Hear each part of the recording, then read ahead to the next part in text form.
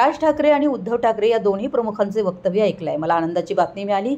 मी समाधानी आहे. आता हे दोघे एकत्र आले तर लेट बेटर देन नेव्हर झालं गेलं गंगेला मिळालं असं होऊन दोघांची मनं एकत्र होत असतील तर चांगलीच गोष्ट असल्याचं वक्तव्य राज ठाकरे यांचे मामा चंदू मामा यांनी केलं आहे.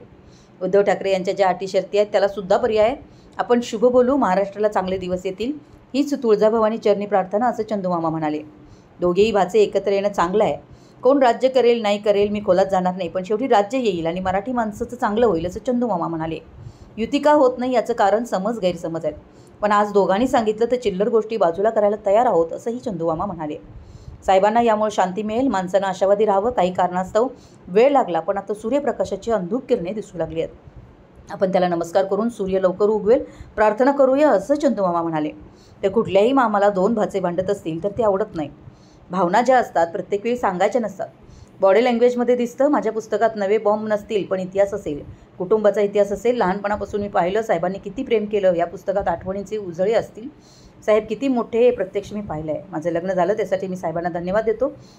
हटाव लुंगीचे आंदोलन सुरू होते आणि तेव्हा मी दाक्षिणात्य मुलीसोबत लग्न केल्याचं चंदू मामा म्हणाले. आमच्या मासाहेब मराठी माणसाच्या आशीर्वादानं हे सगळं सुरू आहे असे चंदू मामा म्हणाले.